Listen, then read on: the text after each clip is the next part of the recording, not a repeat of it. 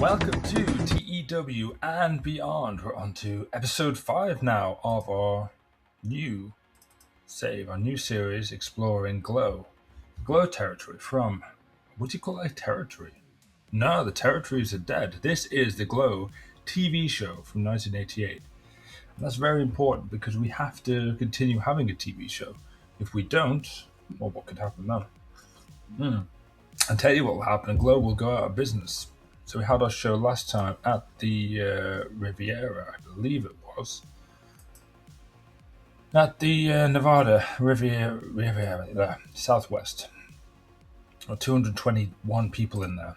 And if you've seen some of the videos from Glow around this time, you'll see that it is sort of a captive audience. You know, they're trying to break out. It's like, get us out of the Riviera.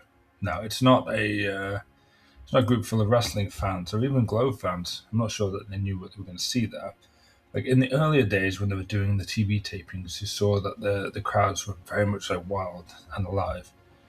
But near the dying days, kind of like how the AWA was as well, both of them had that similarity of being sort of residencies in Las Vegas or in Nevada somewhere. Here we go. Terry Gordy joins the Revolution. Revolution loses a member. Okay, Toshiaki Kawada is no longer part of the Revolution. But Masahiro Chono, NWO member Masahiro Chono, joins the Revolution. What's happening on Primetime Wrestling? Let's give that a look. Bloody hell, an 88 rating. I mean, we're way far away from that. Ricky Steamboat and Hulk Hogan defeat Ted DiBiase and Sergeant Slaughter. No, that's a good main event. I mean, you can't complain, especially the style that WWF has. Larger-than-life stars. And even some of the best wrestlers. You've got Ricky Steamboat and Sergeant Slaughter and Ted DiBiase there. I mean, even Hulk Hogan. I mean, say what you will about him, but... Well, what we're interested in is the women's match here. Bertha Faye versus Alundra Blaze. Got a 58, but Alundra Blaze already been picked up by the WWF at this point. Leilani Kai defeated Velvet McIntyre. Reggie Bennett defeated Norio Tateno. I've got to see who this is, Norio Tateno. Should we go into the WWF roster? They've got a huge roster. That's kind of why I didn't want to start a game as the NWA or the WWF, because the rosters are just too vast to be able to give it the right amount of time without forgetting people. And who was she part of? It doesn't say like where she started out in wrestling. I assume the AJPW women's division there. Okay, but she's able to work in America. She's got a broken toe though. Let's see if we can find her on the search here. We have to redo it here. Let's have a look here, Nori. So available, okay, USA and Japan. $400 a show. $400 dues. No, I think we'll be able to afford it for that one. But again, we're going to look for who we could bring in to make the brand of Glow more well-rounded. By that I mean wrestlers who can wrestle. I mean, not that our girls can't wrestle, not that they are not athletes in their own right, but we want to focus it towards a wrestling product. I don't see how we could survive just doing skits about people stealing headdresses and stuff. Although WWF in the 90s, think of Papa Shango melting down the Undertaker's urn and making a chain and stuff out of it. And the question is, was that the best type of entertainment? Here we go. Primetime Wrestling expands. Okay, TV3, that's in Sweden. Sapporo gets a new spot here. I think at this point, is anything going to stop the WWF? Sources within JCPW, there's no W there. Jim Crockett Promotions locker room are reporting that there was a heated argument backstage last night between Road Warrior Animal and Lex Luger. I mean, I think Lex Luger's going to come out on the losing end of that one. I could assume it was him who started it as well. And Stan Hansen and Terry Gordy are going to go head to head as one of the main storylines of AJPW. Their shows, or their B shows like Superstar's doing as well. Not as well, but still, we'd kill for that kind of rating. And Bret Hart defeated Ken Patera in the main event. Bam Bam Bigelow defeated Jim Neidhart. I mean, still, at this point, it still looks like a regular WWF card. Percy Pringle, who would he go on to be? I think you can see by his face. As none other than Paul Bearer. Okay, we're going to get to the end of the month quite soon. But we're going to have one more Glow event, and then it should be the end of the month. And then we'll be able to see, well, financially how much money we're losing every month, and then do a bit of an estimate of how many months we can carry on going. I think we have to consider doing a big event soon. Premier Promotions. Anything else happening here? Not too much. Saturday night, we'll get to Sunday. So Sunday, 31st of January, last show of the month. And financially, we have to find a way, because our wrestlers aren't costing us that much money. We're not going to big arenas that are costing us a lot to run. The problem is with our finances, and if we look at the screen quickly here, is the show costs, production. And that's the one that's killing us quite a lot. So we could theoretically reduce these ones, so have a lower cost, but then we'd get thrown off our TV network, and then we'd have to find another TV network. So if we look here, we can see, yeah, we'll say just will negotiate, yes. Okay. So there's quite a few, but the ones that we have were kind of under the radar for them, and they've got national coverage. We would like to keep them. We go for this one as well, but that's only going to give us tiny increases. So I'm not entirely sure how we should do this. But it is time for the show. You are preparing for the TV show of Gorgeous Ladies of Wrestling. Nobody gets the night off. And the venue. Set. How much was that one in Nevada? I just need to see. Oh, okay, the Riviera. Oh, it seems to be $400. $400. It seems to be where we should have our events, really. Usually hotbed venues only. Can we get more fans? There's nothing in the hotbed of this region. No. Anything about 1,000 people? I'm not going to go for it, just curiosity.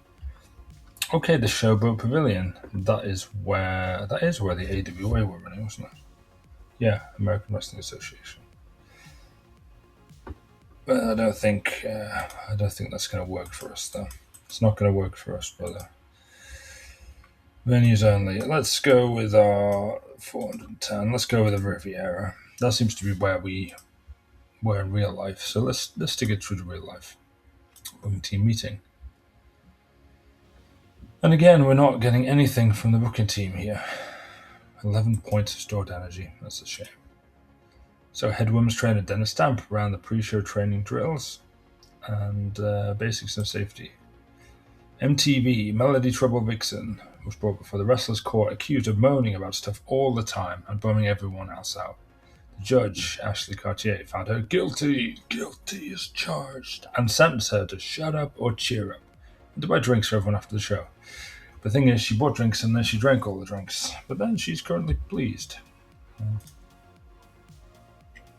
That's good, positivity. And Zelda improved the mood by setting up a waffle bar and cooking for everybody. See, I could see that happening in the Glow locker room. They all got along quite well. Okay, so essentially 2 positives after that one. I'm not going to do team bonding. I decided not going to do anything here. Anything I choose seems to make stuff worse. Okay, so we are at the booking screen for the show on Sunday. Let's have a look.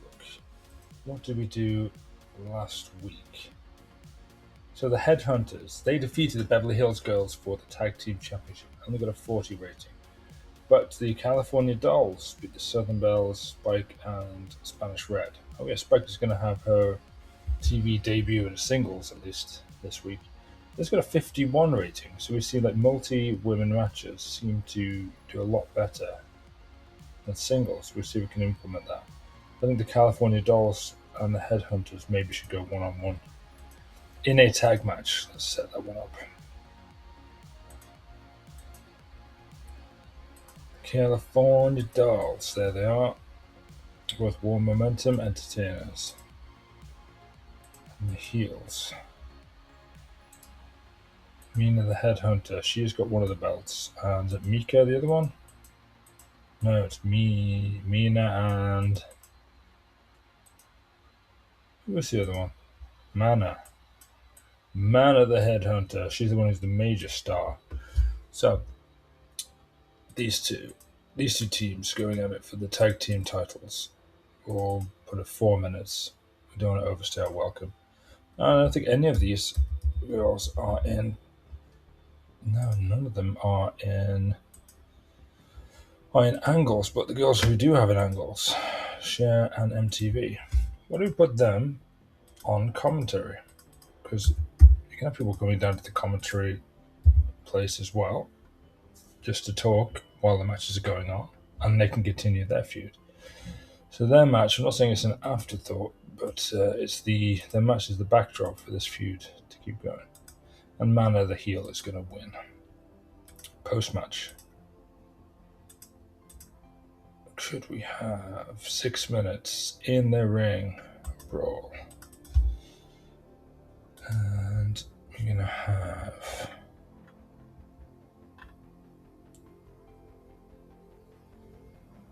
Could we have a beatdown? Yes, we can. Okay, after the match. So this is what happened. Mana, Melody. Now he's all the M's without fear of doing it incorrectly. All the M's defeat up Cher and Cher. It was a ruse. A ruse went awry. And this is what happened. Post-match.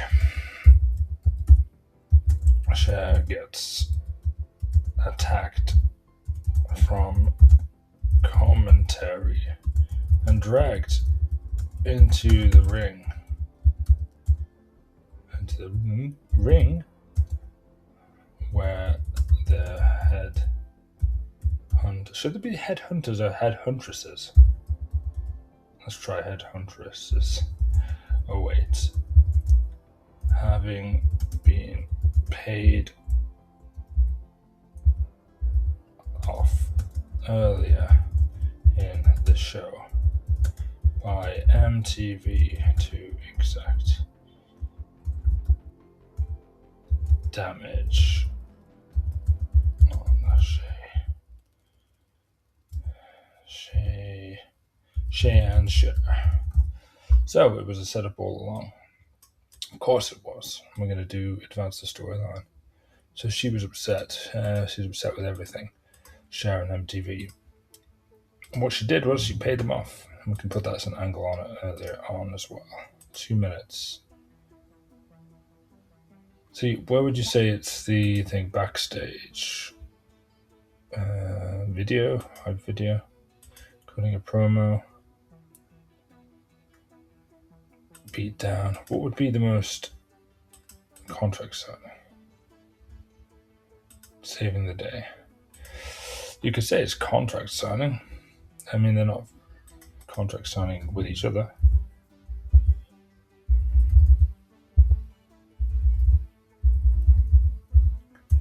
We'll see what we can use, and she's usually a working the crowd or character development, would you say? And Mika, background player. Mana is the one who is there, but intimidation. And I mean working the crowd. Okay. MTV cuts a deal with Mana. You would say Mana's sort of the de facto leader. Okay, so we've got a tag match. We've got the post match, what happens there, and how we all got to this point.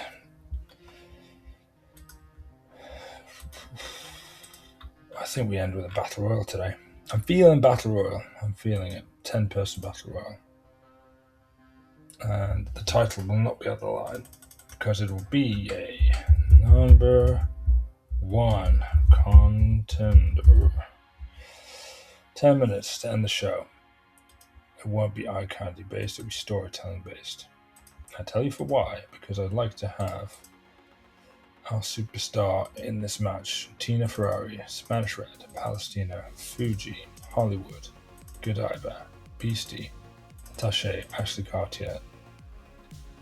She's not going to be in this match. Who is the best farmer's daughter? Who has the best momentum?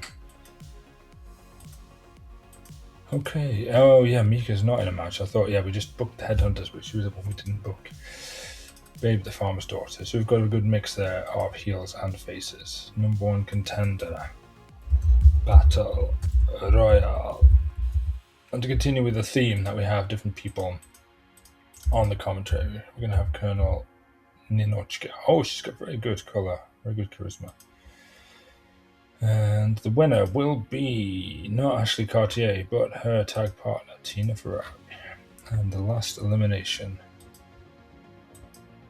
will be Mount Fuji by interference on Mount Fuji of course, Ninochka. So she doesn't get the elimination cleanly here. Okay, we'll see. And then Mount Fuji is obviously with Hollywood there, and they're both in the same match. They're having their issues earlier on. Spanish Red and Ashley Cartier, they're both in the match. So every single feud should be able to get advanced with this one. Okay, nobody has any problems with that. And that will be the last match of the card tonight. That puts us up to 72%, so we need some angles. We need some intrigue. And I think we're going to have an interview. If she is so good on the microphone, we've got to use her on this. So Jim Cornette versus Ninochka versus. Jim Cornette's going to do the interview with Ninochka. That's Tina Ferrari. Ninochka. On Ferrari. And we're going to break our own rule with this one. We're going to make this one improvised because we've got people who can actually talk in this one, right? So we're going to use them. Yes, we called it Battle Royale. We put an L in there just for consistency's sake. And we did say Heavy Metal is going to do a singles match. Who can she face? I mean, her wrestling skills. These ones are not too bad, but again, it's a wide span here, and I think she's on the lower side. Maybe Tara. And again, this is going to be a very short match. We just want to get Spike over. Domination. And clean win. So we know that's the only matches we can have today. 3 minutes in the ring. Hype video. Spike. What's the, Spike's Heavy Metal Mayhem. So we're going to show 3 minutes of her music video before she comes down to the ring. And what else have we got? So we've got a tag team match, a singles match, and a battle royal. 6 minutes backstage, outside broadcast, backstage. What haven't we used for a while? A brawl. And of course, we've got Hollywood and Mount Fuji. Hollywood provokes Fiji. I keep calling it Fuji into a fight.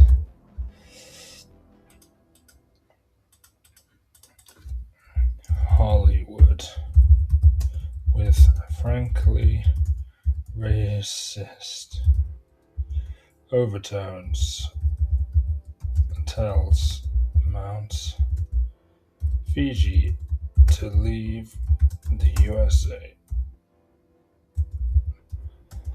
and go back home. VG takes offense and a brawl within a brawl. That sounds Swedish. A brawl within the entire backstage area breaks out. Okay.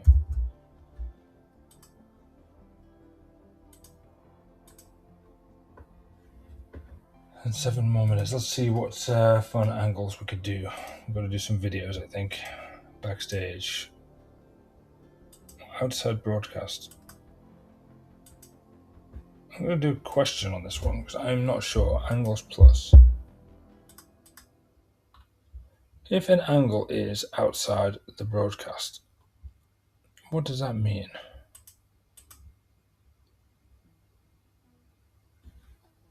Live audio safety for crowd backstage outside the broadcast are essentially the same thing. Both options are for role-playing purposes. Okay, so that gave us the answer here. I thought there would be a difference between backstage and outside the broadcast. I mean, wouldn't you? If there's 3 options, there's only 3 things here. Wouldn't you think they're the same thing? I don't know. I assumed so. So Beastie, Spanish Red, Palestina, why not? Heels day out at the mall. Are they looking for heels? 3 of G.L.O.W's top heel girls are visiting a California mall and causing trouble, stealing fries off people's plates and scaring children. Just imagine it's like an 80s pastiche with lots of things, and the heels are out and causing absolute mayhem. And put that one back before the match. And I think another one outside the broadcast video. We should have some faces doing something cool as well. Or Dennis Stamp, jumping on his trampoline. We could do that. Okay. Zelda helps Dennis on the trampoline. Zelda calculates the exact timing, distance, and force that needs to be applied for Stamp to achieve his goals on the trampoline.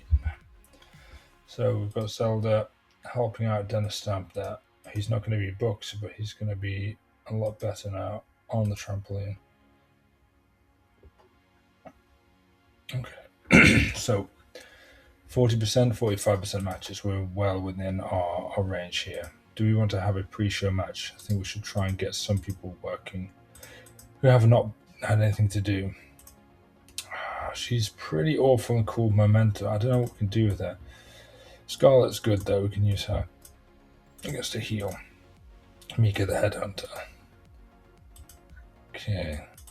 Let's maybe get Scarlett over on this one. And instead of Eye Candy, we'll work the crowd. Scarlett will get her a victory. Because we need to start pushing some people on the undercard who have not been using. Okay, so are we ready for the show? Cue Glow video now. I love when my fans say, "Babe the farmer's daughter, your hair is beautiful. It attracts so much attention. Thanks to the new Fabergé Organic Shampoo and Conditioner with Pro Vitamin B5, my hair stays healthy and strong. So if you want beautiful hair with plenty of body and bounce, pick a winner and shout, "Yay, Fabergé!" So we're back, and I'm going to click on the Start Show button. Hopefully you had fun. I'm not sure what video was being played. If it was Zelda who took over the show this time to show Dennis on the trampoline, or if it was a heel stay out. We'll see what video we showed. But let's click on the button. Okay, so we go 227 people. We are increasing every time, but not enough to make any kind of profit here. Well, we'll see at the end of the show. Who knows? Scarlett got 25. Amiko got the better performance. I don't know. Maybe again, you can't look at people. The world of Glow, as the matches are, the short matches, either working crowd, story-driven based, or eye candy based. So we're never going to see the best of the wrestlers. So it's hard to know if people are living up to their potential or not, or if everybody's being dragged down by a sort of filter, which is the Glow product. And that's sort of why I'm trying to change the product gradually to something more wrestling based, but we'll see. Well, this one got a 20, as long as we can increase that next time. 24. So we had the music video, the Heavy Metal Mayhem from Spike. And her match, no, it wasn't her match. So the 2-minute angle took place. We saw Man of the Headhunter, Intimidation, Melody, Trouble Vixen, character development. So we see her paying off mana here to help her with something. And the audience doesn't see what it is she's asking for, but they can guess. If they've been following the story, maybe Cheyenne is in trouble here. And then the match, Spike's in-ring debut here. She got 35. Tara got a 44 in-ring performance, so maybe she's the one. Maybe she's the one we should be backing here. A submission victory here on first match of the night, got a 32 rating. Oh my goodness, terrible. So Zelda calculates the exact timing, distance, and force that needs to be applied for Stamp to achieve his goals on the trampoline. And this cooled the crowd a little bit. The crowd heat at the end was unclear. I'm sure everybody was a bit unclear seeing Dennis Stamp on the trampoline on a TV show like Glow. Let's move ahead. And again, have we wrecked the crowd with this one? We very much might have done. Like with Dennis Stamp, I mean. And Hollywood, very rude here. And then a fight breaks out. And a good 6-minute interview that took place backstage. It was an interview with Colonel Ninochka, where Jim Cornette was the interviewer. And then she was talking about Tina Ferrari. And Jim Cornette came out of this looking excellent. And Ninochka did not do well with that script. But, I mean, 44 is the highest segment we've got today, so let's hope it increases. Yeah, the crowd is very much, they don't know what they're seeing here. Unclear. I've never seen unclear through basically an entire show. And we know it was Dennis Stamp which ruined it. And they're showing another video here. And this is more, again, for the TV audience. The ones who are watching far away. Not for the people who are actually in the arena. So 3 of Glow's top heel girls are visiting a California mall and causing trouble. Stealing fries off people's plates and scaring children and such. Oh yeah, we're going to do a gimmick change, yes. So she is now going to be... Yes, her current gimmick is Badass, which is rated as poor. And we're going to do an otherworldly being. Oh yeah, we thought about like a Mortal Kombat style, like what's her name? Not Sindel. Well, sort of kind of like Sindel. Or Goro type. It's now the otherworld being, and it received initial rating of great, brilliant. Rating is likely to rise over time, so she is going to be pushed, I think, to win matches. I think her and Spike are going to be a tag team. There's some foreshadowing for you. An extremely short match, the Headhunters defeated the California Dolls when Man of the Headhunter submitted the California Doll. Let's have a look. But Sally the Farmer's Daughter got the best rating of everybody. A lack of psychology on display. The match was 3 minutes. The match was under 4 minutes. I mean, what can we do more? Booking like 2-minute matches? Let's have a look. No, it's a shame. I should have done better, but the crowd heat again is still unclear. And the angle post-match, Cher gets attacked from commentary and dragged into the ring where the head huntresses await, having been paid off earlier in the show by MTV to exact damage on Cheyenne Cher. And that was a good segment there. They got a 42. And it increased or advanced the storyline. But again, the crowd heat at the end, unclear. So let's have a look. The Battle Royal featuring all these stars. So all of these storylines advanced here. Nobody got anything better, and this one did not get a good rating. I mean, relatively, it should have got a better rating of 39. But Tina Ferrari won the Battle Royal with interference, of course, by Ninochka. Anything on the dirt sheet here that can tell us what's going wrong? Inconsistency, inexperienced, holding back. The low locker room morale seems to be affecting everybody. And it's like a shame because we can't really increase that so far. But yeah, the crowd heat, we never got the crowd back. Dennis Stamp ruined the crowd. It's probably going to affect the overall rating of the show. I've got a 40, it's not too bad. Not great though. And the best thing of the show was Jim Cornette's interview here with Ninochka, and then the rows that went awry.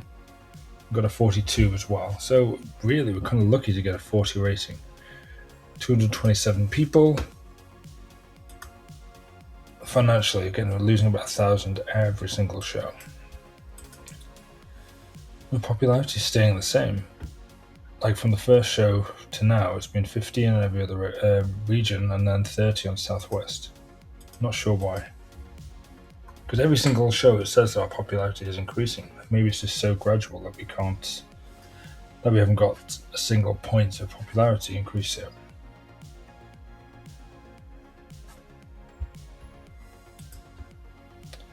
The head booker of NWL is now available. And we got a 0.05 rating, 40,000 viewers. NWL, is that another one based out of Las Vegas? Let's have a look. Oh, it's in Maryland, okay. That's not the one I was thinking then. National Wrestling League. But Monday, 1st of February, we've done an entire month now with Glow. Brian Maxine's to retire. Always a recovery here for Norio Tateno. Yeah, 250,000 viewers. We're not quite there yet, are we? And Chainsaw has now started maternity leave. She was the tag team partner of Spike. Chainsaw and Spike. I have to look them up. So who is entering wrestling? Tough Tom, Tony Capone, Tony DiNucci. Hey, Raven's entered wrestling. So is Vampire Warrior. DDP. Where is he based? Is he based southeast? Yeah, I mean that's the thing as well. When people debut, you know who they are. They've got kind of high ratings. But even $20 a show, he could be something with charisma. He could be our high commissioner. Not covered.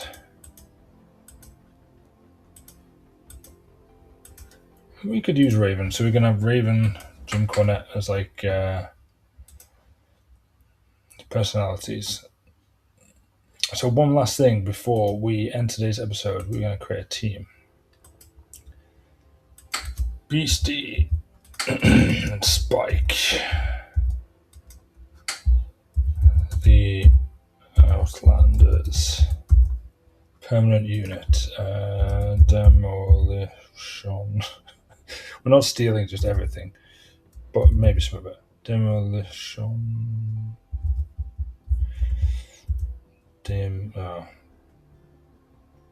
Yeah, maybe demolition destruction. No. Destrucity. No. Destruction device.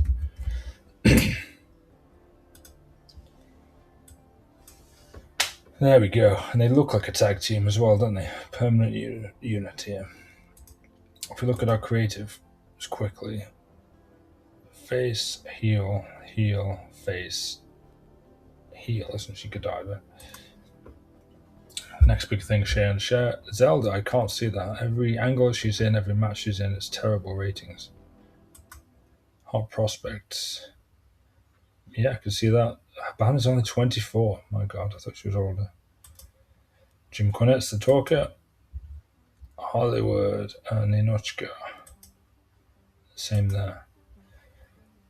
Now, Fuji's got good momentum. And these are the wrestlers with bad momentum. Spike has got poor momentum. That sucks. What can we do to help Spike out? Could we tweak the gimmick? She's tweaked the gimmick. Maybe I'll get better, maybe not. We'll see. All right. Well, from Glow, we are now into February. We've got a whole month done. Thank you for joining us today. I will see you next time.